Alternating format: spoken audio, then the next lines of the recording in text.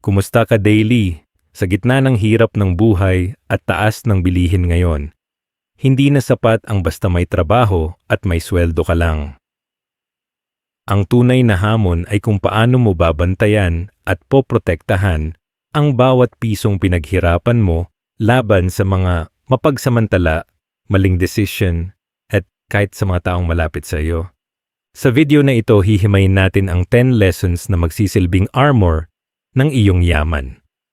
Siguraduhin mong tapusin ang video na ito hanggang sa huli dahil ang huling aral ang magdidikta kung ang yaman mo ba ay mananatili o maglalaho lang din pagdating ng panahon. Huwag mong hayaang masayang ang iyong pagod. Alamin ang sikreto para maging untouchable ang iyong ipon. Ang lahat ng impormasyon na Bago natin ibinahagi dito simulan, ay para sa edukasyon kung at pwede ay inspirasyon lamang. Ito paki-like ay hindi ang video financial na advice. ito para mas ma-inspire pa kaming patuloy na gumawa ng mga puno at siksik sa aral ng mga content kagaya nito. At syempre, tulungan nyo kaming mag 100,000 subscribers. Maraming salamat po. Aral number 1, kilalanin ang totoong gastos. Sa dami ng mga tukso sa paligid natin ngayon, lalo na sa mga online shopping apps at social media feeds, napakadaling mawala sa wisyo pagdating sa paglabas ng pera. Kaya naman ang pinakaunang step mo ka-daily ay ang pagharap sa katotohanan ng iyong cash flow. Hindi sapat na alam mo lang kung magkano ang sinisweldo mo o ang kinikita mo sa negosyo, dahil ang tunay na labanan ay nasa kung saan ba talaga pumupunta ang bawat sentimo na pinaghihirapan mo araw-araw. Kapag hindi mo binigyan ng pansin ang maliliit na gastos, gaya ng kape sa labas, grab rides, o yung mga add-to-cart moments na akala mo ay mura lang, magugulat ka na lang na pagdating ng katapusan ay wala nang natitira sa iyong pitaka. Ang pagkilala sa totoong gastos ay nagsisimula sa pagiging tapat sa sarili at pagtanggap na bawat desisyon sa paggastos ay may epekto sa iyong kinabukasan at sa pangarap mong financial freedom.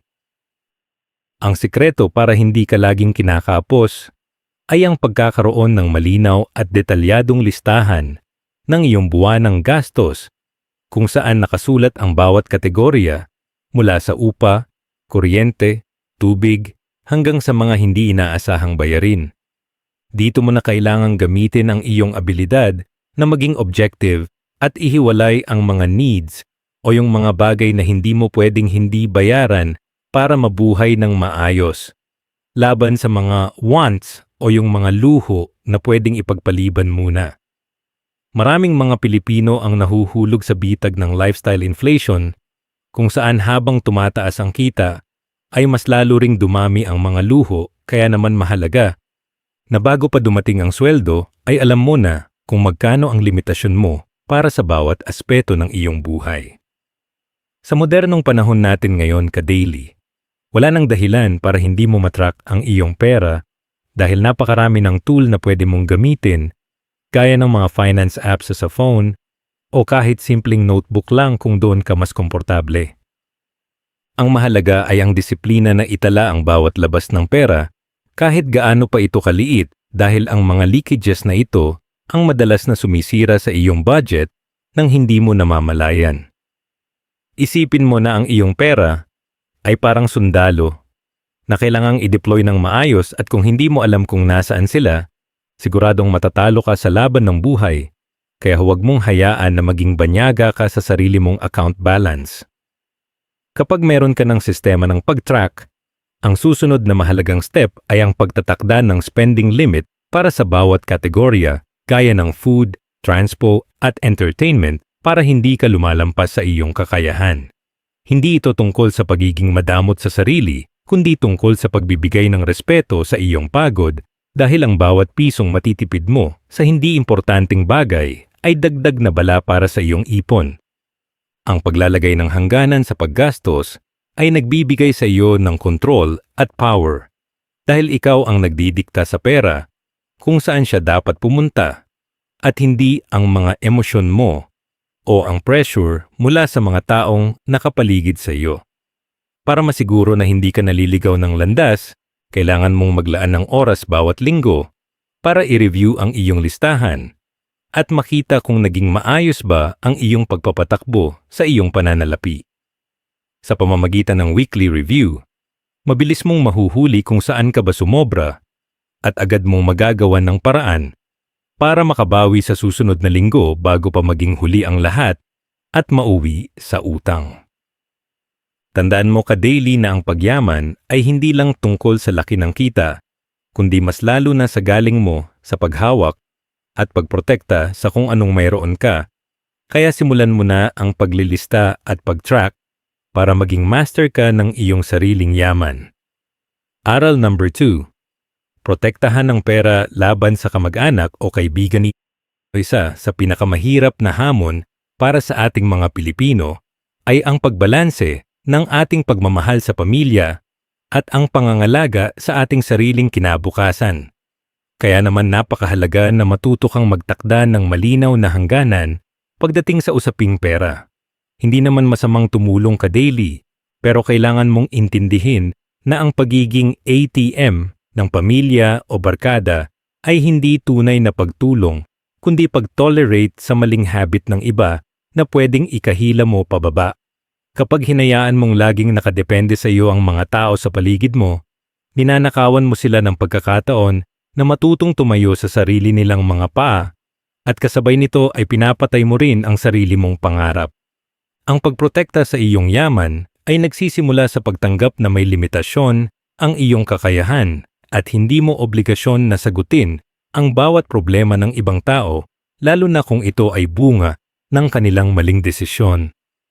Para maiwasan ang lamat sa relasyon at hindi mauwi sa away ang pagpapahiram, napakagandang practice ang paggawa ng kasulatan kahit sa simpleng papel o digital note man lang kapag may nagkakautang sa iyo.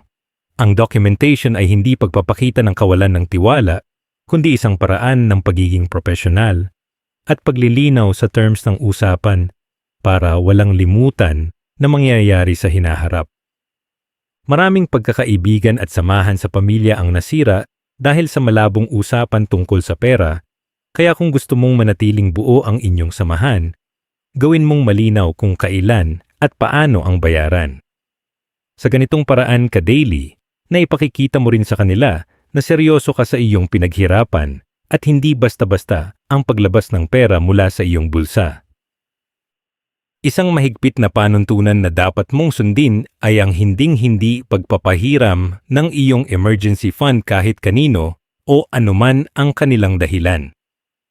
Ang perang ito ay ang iyong lifebuoy o salbabida para sa sarili mong krisis, at kapag pinamigay mo ito, inilalagay mo ang iyong sarili at ang iyong pamilya sa panganib.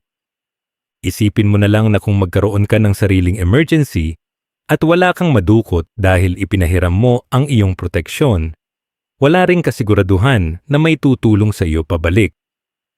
Bilang isang responsableng individual, ang unahin ng sariling seguridad ay hindi pagiging makasarili, kundi pagiging handa para hindi ka rin maging pabigat sa iba pagdating ng oras. Ang pinaka-practical na paraan para makatulong ng hindi nasasaktan ang iyong savings ay ang pagkakaroon ng tinatawag na help budget na hiwalay sa iyong regular na ipon. Ito ay halaga ng pera na bukal sa loob mong ibibigay na alam mong hindi na babalik at hindi masama sa loob mo kung hindi man mabayaran. Sa pamamagitan ng sistemang ito ka-daily, nakakapagbahagi ka pa rin ng biyaya sa mga nangangailangan nang hindi mo kailangang galawin ang iyong capital o ang perang nakalaan para sa iyong mga goals. Kapag naubos na ang iyong help budget para sa buwan na iyon, matuto kang huminto at sabihing wala ka nang mailalabas dahil ang pagbibigay na lagpas sa iyong limitation ay isang form ng financial suicide. Sa huli, kailangan mong masterin ang sining ng pagsasabi ng hindi, ng maayos at may respeto pero may paninindigan kung talagang hindi mo kaya o hindi pasok sa iyong budget ang hinihiling nila.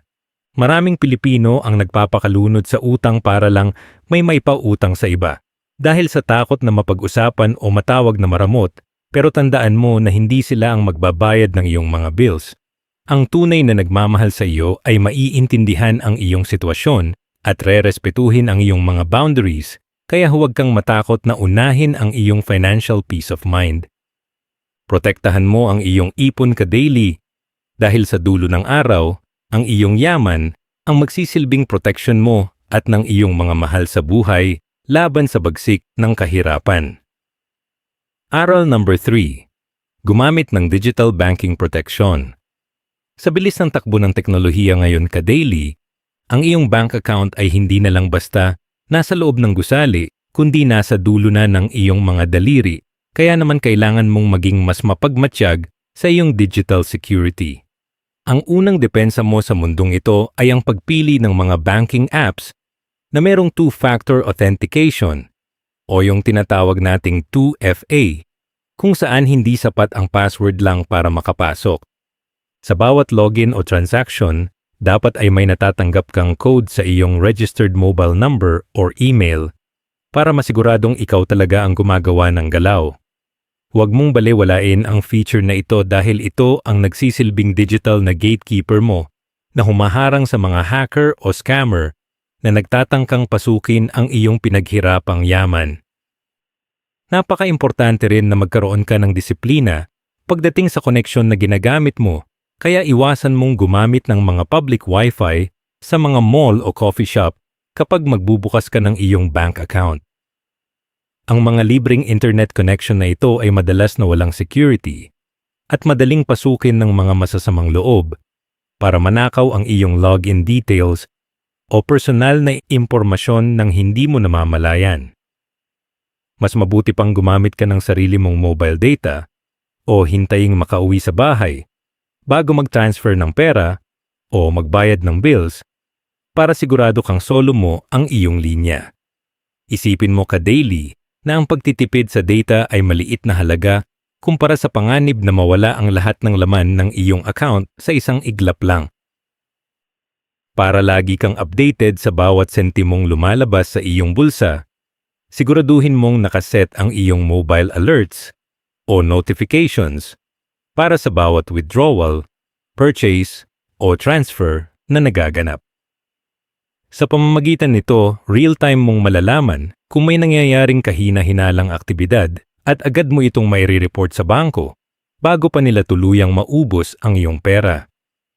Maraming biktima ng online fraud ang huli na nalaman na wala na silang pera dahil hindi sila nakasubscribe sa mga SMS or email alerts, kaya huwag kang maging kampante sa iyong security settings.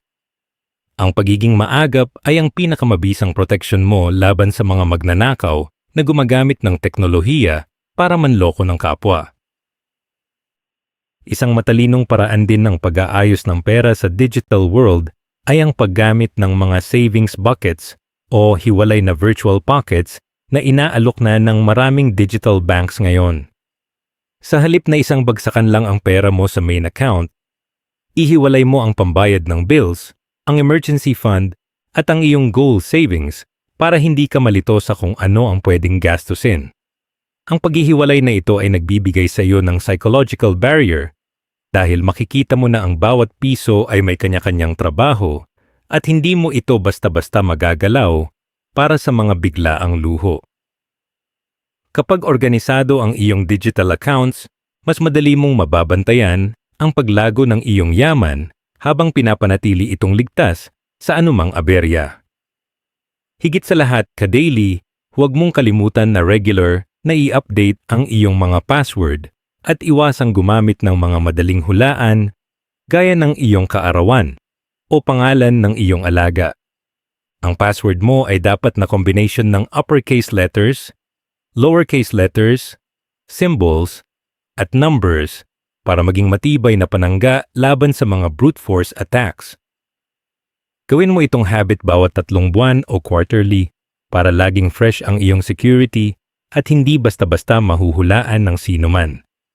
Ang pagprotekta sa iyong digital banking ay parang paglalagay ng matibay na kandado sa iyong bahay, kaya huwag mong tipirin ang oras at atensyon mo sa aspetong ito para manatiling kampante ang iyong kalooban habang natutulog.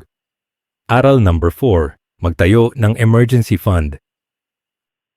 Ang buhay ay puno ng mga hindi inaasahang pangyayari na pwedeng sumira sa iyong budget. Kaya naman ka-daily, ang pagkakaroon ng emergency fund ay hindi lang basta option, kundi isang pangangailangan.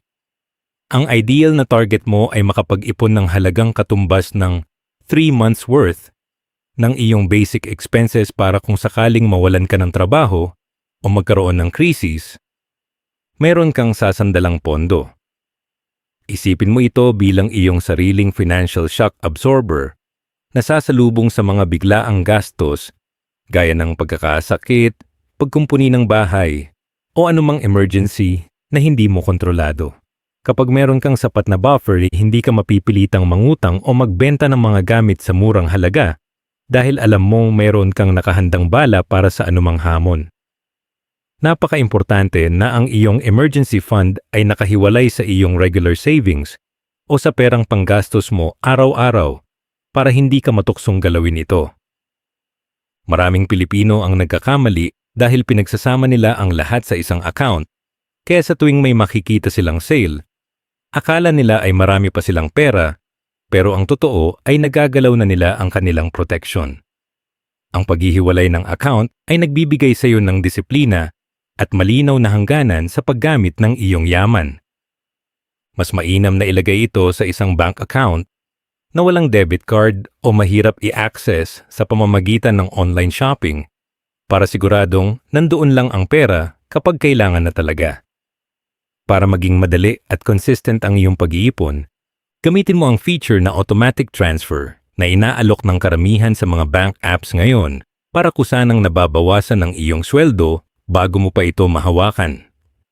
Sa ganitong paraan ka daily, hindi mo na kailangang dumaan sa tukso ng pag-iisip kung mag-iipon ka ba o hindi dahil automatic na itong ginagawa ng system para sa iyo. Ang disiplina sa pag-iipon ay nagsisimula sa paggawa nito bilang isang priority sa halip na gawin itong huling option kapag may natira na lang. Tandaan mo na ang maliliit na halaga na regular mong itinatabi ay lalago rin at magiging matibay na pader na magpoprotekta sa iyong financial peace of mind. Dapat mong ituring ang iyong emergency fund bilang untouchable o bawal galawin maliban na lamang kung ito ay isang totoong emergency na may kinalaman sa survival o kaligtasan. Maraming tao ang nagpapanggap na emergency ang pagbili ng bagong cellphone o ang pagpunta sa isang outing, pero kailangan mong maging tapat sa iyong sarili kung ano ang tunay na kailangan at ano ang luho lang. Ang paggalaw sa pondong ito para sa hindi mahalagang bagay ay parang pag-alis ng bubong ng iyong bahay habang paparating ang bagyo. Panatilihin ang iyong focus sa layunin ng perang ito para sa oras na dumating ang tunay na pagsubok.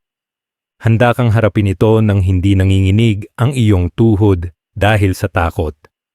Sa huli, ang pinakamatalinong lugar para ilagay ang iyong emergency fund ay sa isang high-interest savings account na inaalok ng mga digital banks para hindi lang basta nakatambay ang pera mo kundi kumikita rin ito.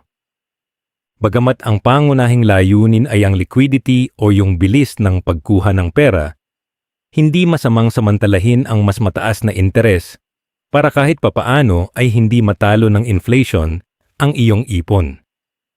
Siguraduhin lang na ang bangko na pipiliin mo ay insured ng PDIC para protektado ang iyong capital anuman ang mangyari sa institusyon.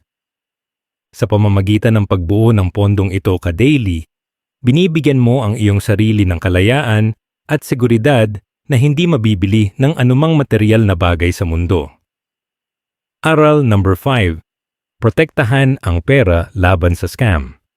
Sa panahong ito na talamak ang fake news at mabilis na kumalat ang impormasyon sa internet, kailangan mong maging extra alerto ka daily dahil ang mga scammer ngayon ay mas nagiging creative at tila ba professional na sa panloloko. Ang pinakaunang rule na dapat mong laging tandaan ay huwag na huwag magtitiwala sa anumang investment or offer na masyadong maganda para maging totoo o yung tinatawag nating too good to be true. Kung ang pangako sa iyo ay mabilisang pagyaman o kaya ay sobrang laking kita sa loob lang ng maikling panahon nang wala kang gagawin, siguradong may malaking butas iyan at baka mauwi lang sa wala ang iyong pinaghirapan. Ang tunay na yaman ay pinagtatrabahuhan at pinapalago sa tamang paraan. Hindi ito nakukuha sa isang iglap lang gaya ng pangako ng mga mapanlinlang na tao sa paligid mo. Bago ka magbitaw ng kahit isang piso para sa anumang business or investment opportunity, ugaliin mong i-check ang legitimacy ng kumpanya sa pamamagitan ng pag-verify sa mga government agencies gaya ng SEC or DTI. Huwag kang makukontento sa mga screenshots ng payout o mga magagarang kotse na ipinapakita ng mga recruiter dahil madali lang itong pekein o hiramin para lang makahila ng mga biktima. Ang pagiging mapanuri ay hindi pagpapakita ng pagdududa, kundi pagiging matalinong tagapangalaga ng iyong sariling yaman para hindi ka maging bahagi ng statistics ng mga naloko. Bilang isang responsableng ka-daily, obligasyon mo sa iyong sarili na mag-imbestiga muna at huwag basta-basta susunod sa agos ng hype o peer pressure ng mga kakilala mo. Isang malaking banta rin sa iyong pera ang mga kumakalat na unknown links sa iyong text messages, email, or social media na madalas ay nagpapanggap na galing sa bangko o kilalang kumpanya para makuha ang iyong impormasyon. Ang tawag dito ay phishing at ito ang pinakamabilis na paraan para manakawan ka sa digital na mundo, kaya huwag na huwag kang magkiklik ng kahit anong link kung hindi ka sigurado sa pinanggalingan nito. Mas mabuti pang ikaw mismo ang mag-type ng official website ng bangko o pumunta sa kanilang app ng direkta kaysa dumaan sa mga link na ipinadala sa iyo ng kung sino-sino lang. Protektahan mo ang iyong personal na data ka-daily dahil ito ang nagsisilbing susi ng mga magnanakaw para mabuksan ang iyong pinag-ipunang pera. Kapag nakakaramdam ka ng pag-aalinlangan o hindi mo masyadong naiintindihan ang pinapasok mong deal, huwag kang mahiyang magtanong o kumonsulta sa isang trusted advisor o sa mga taong may sapat na kaalaman tungkol sa finance. Ang pagkakaroon ng mentor o pagbabasa ng mga legit na source ay makatutulong para magkaroon ka ng mas malinaw na pananaw at maiwasan ang mga emotional na desisyon na madalas na pinagsisisihan sa huli. Ang mga scammer ay madalas na gumagamit ng urgency o yung pakiramdam na mahuhuli ka na para mapilitan kang magdesisyon agad, kaya huwag kang magpa-pressure sa kanila. Ang pagpumay o magpapabagal sa iyong proseso ng pagpapasya ay isang epektibong paraan para makita mo ang mga red flags na pwedeng nakatago sa likod ng kanilang matatamis na salita. Panghuli, kung sa hindi inaasahang pagkakataon ay makaramdam ka na may mali o mabiktima ka ng kahina-hinalang transaksyon, kailangan mong i-report ito agad sa mga otoridad at sa iyong bangko para ma-block ang iyong account. Ang mabilis na aksyon ay pwedeng makapagligtas sa natitira mo pang pera at makatutulong din para hindi na makapanloko pa ng ibang tao ang mga grupong ito. Huwag mong ikahiya na nagkamali ka dahil ang mahalaga ay ang pagkatuto at ang paggawa ng paraan para matigil ang krimen. Tandaan mo ka-daily na ang pinakamabisang sandata laban sa scam ay ang kaalaman at ang pagiging mapagmatsyag sa bawat galaw ng iyong pera dahil ikaw ang ultimate bodyguard ng iyong sariling kinabukasan. Aral number 6. Gumamit ng insurance bilang shield. Sa pagbuo ng yaman ka-daily, hindi sapat na marunong ka lang mag-ipon dahil kailangan mo rin ng matibay na panangga laban sa mga sakuna na pwedeng umubos ng lahat ng naipundar mo sa isang iglap lang. Ang health insurance ang isa sa pinaka-importanting shield na dapat mong makuha dahil ang pagkakasakit ay isa sa pinakamabilis na dahilan kung bakit naghihirap ang maraming pamilyang Pilipino.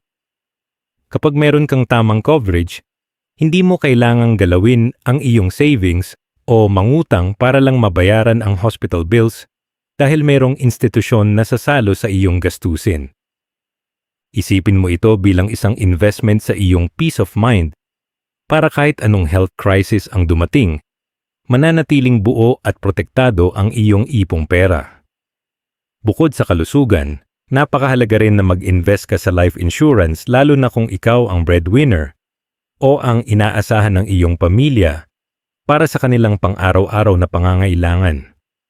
Ang life insurance ay hindi para sa iyo kundi para sa mga taong maiiwan mo para masiguradong hindi sila magugutom at magagawa pa rin nilang ituloy ang kanilang mga pangarap anuman ang mangyari sa iyo. Maraming tao ang natatakot pag-usapan ito dahil tila ba malas. Pero ang totoo ay ito ang pinakamataas na forma ng pagmamahal na maibibigay mo sa iyong pamilya. Sa pamamagitan ng paghahanda para sa hindi maiiwasang hinaharap, sinisiguro mo na ang iyong legacy at ang yaman na iyong pinaghirapan ay magsisilbing tulay para sa magandang buhay ng iyong mga anak. Sa pagpili ng insurance policy ka-daily, huwag kang magpadala sa mga komplikadong terms o yung mga produkto na masyadong maraming pasikot-sikot na hindi mo naman talaga naiintindihan. Piliin mo ang insurance na simple, klaro at direkta ang benepisyo para alam mo kung ano ang eksaktong proteksyon na binabayaran mo bawat buwan. Maraming modernong options ngayon na digital-friendly at affordable na swak sa budget ng bawat Pilipino, kaya wala nang dahilan para hindi ka maging protektado. Ang mahalaga ay basahin mong mabuti ang fine print at magtanong sa agent hanggang sa maging malinaw sa iyo ang lahat ng kondisyon bago ka pumirma at magbayad ng iyong premium. Huwag mo ring kalimutan na i-review taon-taon ang iyong insurance coverage dahil nagbabago ang iyong pangangailangan habang lumilipas ang panahon at tumatanda ka.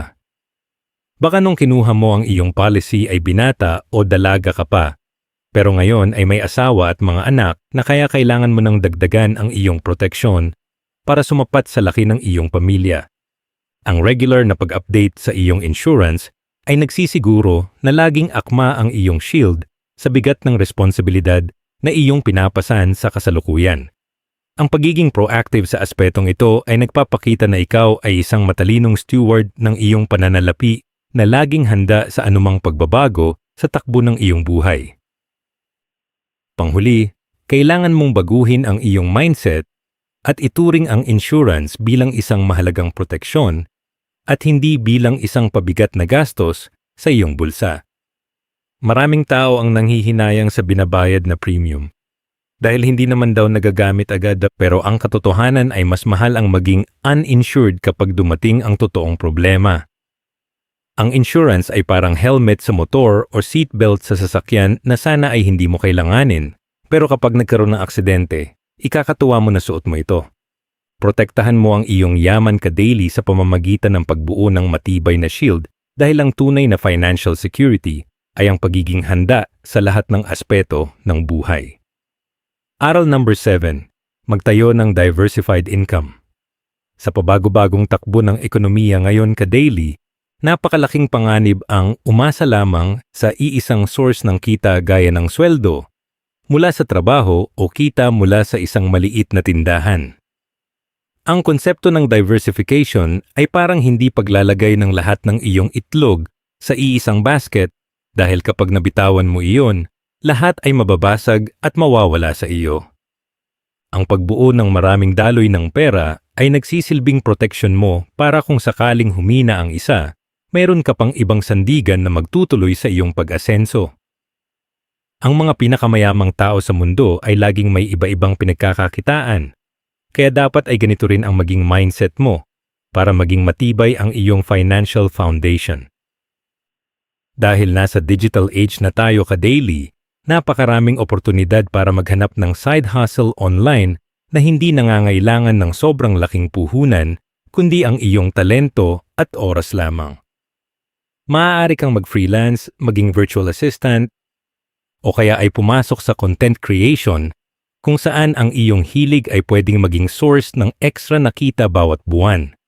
Ang mahalaga ay matuto kang gamitin ang iyong mga bakanteng oras sa gabi o weekend para sa mga aktibidad na magpapasok ng pera sa halip na ubusin lang ito sa walang kabuluhang pag-scroll sa social media. Ang bawat dagdag na kita mula sa internet ay malaking tulong para mas mapabilis ang paglaki ng iyong ipon at investment.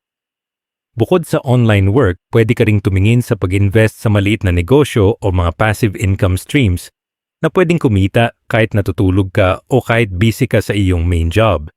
Pwedeng ito ay pagpapaupa ng gamit, pagpasok sa mga dividend-paying stocks, o kahit ang paglalagay ng pera sa mga government-backed programs gaya ng MP2 na kilala sa pagbibigay ng magandang dividends. Ang layunin dito ay hayaan ang iyong pera na magtrabaho para sa iyo sa halip na ikaw lang ang laging nagpapagod para sa pera. Kapag meron kang mga investments na regular na nagbibigay ng payout, mas nagiging kampante ang iyong kalooban dahil alam mong may pumapasok na yaman anuman ang mangyari. Gamitin mo rin ang iyong mga natural na skills para kumita dahil bawat isa sa atin ay merong talentong pwedeng i-monetize gaya ng pagluluto, pag-aayos ng gamit o pagtuturo. Huwag mong maliitin ang mga kakayahan mo ka-daily dahil ang mga bagay na madali para sa iyo ay pwedeng maging solusyon sa problema ng ibang tao na handa silang bayaran. Sa pamamagitan ng pag-aalok ng iyong serbisyo sa iyong komunidad o sa mga kakilala, nakakagawa ka ng additional income stream na kontrolado mo ang oras at daloy ng trabaho. Ang pagiging madiskarte sa paggamit ng iyong mga talento ay isang mabisang paraan para lalong mapalago ang iyong yaman nang hindi ka masyadong na-stress. Isang napaka-importanteng disiplina sa aspetong ito ay ang paghihiwalay ng kita mula sa iyong side hustle sa iyong main income para hindi ito agad nagagastos sa mga pang-araw-araw na bayarin. Ituring mo ang pera mula sa iyong extra income bilang pondong nakalaan lamang para sa reinvestment o para sa pagpapalaki ng iyong long-term savings. Kapag hindi mo ito pinaghalo sa iyong panggastos, mas mabilis mong makikita ang bunga ng iyong pagpupuyat at pagsisikap sa mga side projects na iyong ginagawa.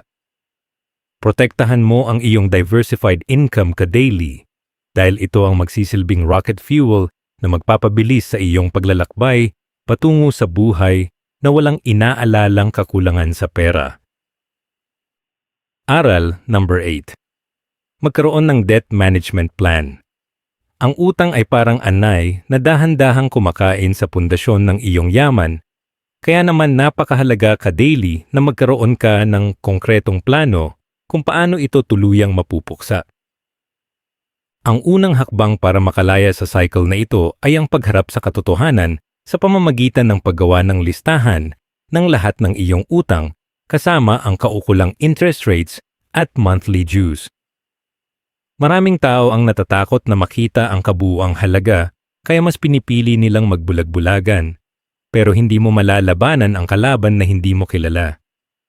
Kapag nakalatag na ang lahat sa harap mo, mas magiging madali ang paggawa ng diskarte kung paano mo unti-unting mababawasan ang bigat na iyong dinadala bawat buwan. Para maging epektibo ang iyong pagbabayad, kailangan mong gamitin ang logic at unahing bayaran ang mga utang na may pinakamataas na interest gaya ng credit cards o mga online loans. Ang mga matataas na interest na ito ang pumapatay sa iyong kakayahan na makapag-ipon dahil halos lahat ng kinikita mo ay napupunta lang sa pagbabayad ng tubo sa halip na sa principal amount. Sa pamamagitan ng pag-focus sa pinakamahal na utang, mas maaga mong mapuputol ang pagdurugo ng iyong pera at mas mabilis kang makakausad sa susunod mong mga bayarin. Isipin mo ka-daily na bawat pisong matitipid mo sa interest ay pisong pwede mo nang itabi para sa iyong sariling kinabukasan sa halip na mapunta lang sa bulsa ng mga bangko. Isang sikat at subok na paraan para manatiling motivated sa pagbabayad ay ang paggamit ng snowball method kung saan uunahin mong bayaran ang pinakamaliit na utang hanggang sa maubos ito. Ang bawat utang na natatapos mo ay nagbibigay sa iyo ng psychological win o yung pakiramdam ng tagumpay na magtutulak sa iyo na ipagpatuloy ang laban hanggang sa maubos ang mas malalaking obligasyon. Kapag nakita mong nababawasan ang bilang ng mga pinagkakautangan mo, mas magkakaroon ka ng lakas ng loob at disiplina na maghigpit ng sinturon para tuluyan ng maging debt-free. Tandaan mo na ang momentum ay napaka-importante sa usaping pera, kaya huwag mong maliitin ang maliliit na hakbang na ginagawa mo ngayon ka-daily. Habang ikaw ay nasa proseso ng paglilinis ng iyong mga obligasyon, kailangan mong magkaroon ng matibay na paninindigan na iwasan ang pagkuha ng anumang bagong utang para hindi ka lalong malubog. Maraming Pilipino ang nahuhulog sa bitag ng utang para pambayad sa utang na nagre-resulta sa isang walang katapusang loop ng kahirapan at stress. Kailangan mong tanggapin na pansamantala ay kailangang magsakripisyo at umiwas muna sa mga luho o mga gamit na hindi mo pa kayang bayaran ng cash. Ang tunay na kayamanan ay hindi nasusukat sa mga gamit na utang mo lang naman, kundi sa katahimikan ng iyong isip dahil wala kang inaalalang mga naniningil sa iyo araw-araw. Panghuli, magtakda ka ng isang malinaw na deadline kung kailan mo gustong maging ganap na malaya sa utang at sundin mo ang schedule na ito ng may buong disiplina. Ang pagkakaroon ng target date ay nagbibigay sa iyo ng direksyon at nagpapaalala sa iyo kung bakit ka nagsasakripisyo sa kasalukuyan para sa iyong financial freedom. I-celebrate mo ang bawat milestone na mararating mo pero manatiling nakatapak sa lupa dahil ang layunin mo ay hindi lang mabayaran ng utang kundi ang hindi na muling bumalik sa ganoong sitwasyon. Protektahan mo ang iyong income ka-daily sa pamamagitan ng pagiging malaya sa anumang tanikala ng pagkakautang dahil ang taong walang utang ay ang taong tunay na may kontrol sa kanyang buhay. Aral number 9. Mag-invest sa financial literacy. Ang pinakamahalagang asset na maaari mong protektahan at palaguin ka daily ay hindi ang laman ng iyong bank account, kundi ang laman ng iyong isipan pagdating sa tamang paghawak ng pera. Ang financial literacy ay ang iyong magiging pinakamataas na forma ng depensa laban sa kahirapan dahil kahit gaano kalaki ang kitain mo, kung wala kang alam sa pagpapatakbo ng yaman, ay mabilis din itong mauubos. Sa modernong mundo natin ngayon, napakadaling magkaroon ng access sa impormasyon kaya dapat mong ugaliin ang magbasa ng mga libro tungkol sa personal finance, investment, at psychology ng pera. Ang pag-aaral kung paano gumagalaw ang ekonomiya at kung paano pinapalago ang capital ay magbibigay sa iyo ng kumpiyansa na gumawa ng mga desisyong hindi base sa emotion kundi sa lohika at tamang diskarte. Dahil laging hawak natin ang ating mga gadgets, mainam na gamitin mo ang iyong oras sa panonood ng mga legit finance channels sa YouTube at social media sa halip na maubos ang oras sa mga walang kwentang chismis. Maraming mga eksperto ang nagbabahagi ng kanilang kaalaman ng libre kaya naman ka-daily. Gawin mong habit ang makinig sa mga podcasts o manood ng mga tutorials tungkol sa stocks, real estate, at digital banking. Ngunit kailangan mong maging mapanuri sa kung sino ang pinapakinggan mo. Siguraduhin na ang sinusundan mo ay may track record at hindi lang basta nagpapakitang gilas ng yaman para makakuha ng followers. Ang tamang education mula sa tamang source ang magliligtas sa iyo mula sa mga maling payo na pwedeng magpahamak sa iyong ipon. Huwag ka ring mahiyang mag-attend ng mga free webinars o seminars na inaalok ng mga bangko o government agencies gaya ng SEC at Bangko Sentral ng Pilipinas. Ang mga ganitong aktibidad ay magandang pagkakataon para makakuha ng first-hand information tungkol sa mga bagong batas, protection para sa mga consumer, at mga bagong paraan ng pag-i-invest na legal at safe. Ang pagiging bahagi ng isang community na may parehong layunin na umasenso ay makatutulong din para manatili kang motivated at updated sa mga best practices sa pananalapi. Isipin mo na ang bawat oras na ginugugol mo sa pag-aaral ay isang investment na magbubunga ng exponential na kita sa hinaharap dahil mas liliit ang tsansa na magkamali ka sa iyong mga financial moves. Kung mayroon kang hindi maintindihan sa mga terminologies o sa mga komplikadong investment products, pinakamabuti ang magtanong sa mga totoong eksperto gaya ng mga financial planners o mga rehistradong advisors. Ang pag-amin na hindi mo alam ang lahat ay isang tanda ng maturity at pagiging matalino dahil mas mabuti ng magtanong kaysa magkunwaring alam ang lahat tapos ay magkakamali sa huli. Ang mga eksperto ay makapagbibigay sa iyo ng personalized na payo na akma sa iyong edad, income, at risk tolerance para masiguradong ang bawat hakbang mo ay papunta sa tamang direksyon. Ang pagbuo ng network ng mga taong marunong sa pera ay isa sa mga sikreto ng mga matatagumpay na tao na dapat mong gayahin ka-daily. Ang pinakaimportanteng bahagi ng financial literacy ay ang mabilis na pag-apply sa lahat ng iyong natututunan dahil ang kaalaman na hindi ginagamit ay walang silbi. Kapag nalaman mo ang tungkol sa compounding interest o ang kahalagahan ng paghihiwalay ng budget, gawin mo agad ito sa mismong araw na nalaman mo ang impormasyon. Huwag mong hintayin na maging perpekto ang iyong sitwasyon bago ka magsimulang magbago ng habits dahil ang maliit na simula ay mas mabuti kaysa sa malaking plano na hindi naman nasisimulan. Protektahan mo ang iyong kinabukasan ka-daily sa pamamagitan ng patuloy na pag-aaral dahil sa dulo ng araw, ang iyong kaalaman ang tanging yaman na hindi mananakaw ng kahit na sino mang scammer o kamag-anak. Aral number 10. Magtayo ng legacy plan. Ang huling hakbang para sa tunay na proteksyon ng iyong yaman ka-daily ay ang pag-iisip hindi lang para sa iyong sarili, kundi para sa susunod na henerasyon sa pamamagitan ng isang matibay na legacy plan.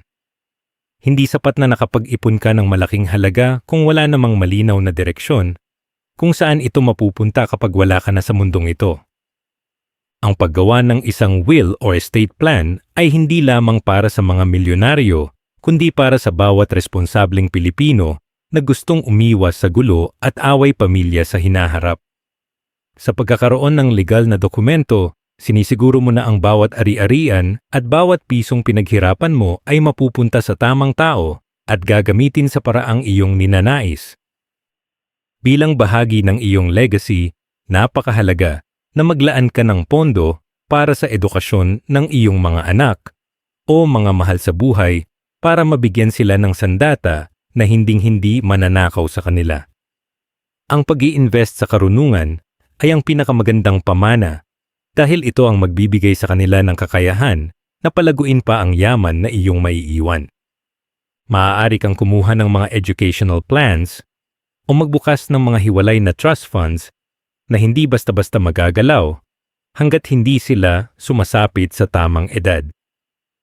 Sa ganitong paraan ka-daily, tinutulungan mo silang magkaroon ng head start sa buhay para hindi na nila kailangang dumaan sa parehong hirap na naranasan mo nung ikaw ay nagsisimula pa lamang. Bukod sa cash, kailangan mo ring mag-invest sa mga long-term assets gaya ng lupa o real estate na lalong tumataas ang halaga habang lumilipas ang mga taon. Ang mga ganitong uri ng investment ay nagsisilbing matibay na pundasyon ng yaman ng pamilya na pwedeng pakinabangan ng iyong mga apo at susunod pang salinlahi. Siguraduhin mo lang na ang lahat ng dokumento at titulo ng iyong mga ari-arian ay maayos, legal at nakatago sa isang ligtas na lugar na alam ng iyong mga pinagkakatiwalaang kapamilya. Ang maayos na paperwork ay ang pinakamabisang paraan para maprotektahan ang iyong mga naipundar laban sa mga technicalities o mga taong gustong kumuha ng hindi sa kanila. Higit sa material na bagay, ang pinakamahalagang legacy na maibibigay mo ka-daily ay ang pagtuturo ng tamang financial habits sa iyong pamilya habang kasama mo pa sila. Ipakita mo sa kanila kung paano mag-budget, kung paano umiwas sa utang at kung paano pahalagahan ang bawat sentimo para lumaki silang may sapat na disiplina sa pera. Walang silbi ang malaking mamanahin kung hindi naman marunong humawak ng pera ang mga makakatanggap nito dahil mabilis lang itong mauubos sa maling pamumuhay. Ang pagpasa ng iyong mindset at prinsipyo sa pananalapi ang tunay na magpapanatili sa yaman ng inyong angkan sa loob ng maraming dekada. Panghuli, laging tandaan na ang pagbuo ng legacy ay isang patuloy na proseso na nangangailangan ng malasakit at mahabang pasensya para sa kapakanan ng mga mahal sa buhay. Huwag mong ipagpaliban ang pag-aayos ng iyong mga papeles dahil hindi natin alam kung kailan tayo kukunin ng Panginoon at mas mabuting iwan silang protektado kaysa iwan silang may malaking problema. Ang isang matalinong ka-daily ay laging nakatingin sa malayo at naghahanda para sa hinaharap na hindi na niya makikita pero alam niyang magiging maayos dahil sa kanyang mga desisyon ngayon. Tapusin mo ang iyong financial journey nang may dangal sa pamamagitan ng pag-iiwan ng isang maayos at ligtas na kinabukasan para sa lahat. Bilang pagtatapos, ka-daily, tandaan mo na ang pag-iipon ng pera ay simula pa lamang ng iyong laban para sa tunay na financial freedom. Ang pagyaman ay hindi lang nasusukat sa dami ng iyong kinikita, kundi sa galing mo sa pagbabantay at pagprotekta sa kung anong mayroon ka ngayon. Mula sa pagkilala sa iyong totoong gastos hanggang sa pagtatayo ng isang legacy plan, ang bawat hakbang na tinalakay natin ay magsisilbing matibay na pader na haharang sa anumang krisis, scam o maling impluensya sa paligid mo. Huwag mong hayaan na ang iyong pagod at puyat sa pagtatrabaho ay mapunta lang sa wala dahil sa kakulangan ng proteksyon at tamang kaalaman. Simulan mo nang i-apply ang mga aral na ito sa iyong buhay. Dahil ang disiplina at pagiging mapagmatsyag ang tanging paraan para manatiling ligtas ang iyong kinabukasan. Protektahan mo ang iyong yaman, protektahan mo ang iyong pangarap, at higit sa lahat, protektahan mo ang kapayapaan ng iyong isip. Maraming salamat sa pagsama sa ating talakayan ngayong araw. Hanggang sa muli nating pagsasama sa pag-abot ng ating mga pangarap, manatiling matalino at mapagmatsyag sa bawat piso, ka-daily. Kung nagustuhan ninyo ang videong ito, huwag kalimutang i-like at i-share. I-comment sa baba ang gustong aral na natutunan ninyo para makatulong din sa iba. At para sa mas marami pang ganitong content, mag-subscribe na sa ating YouTube channel ang The Filipino Daily.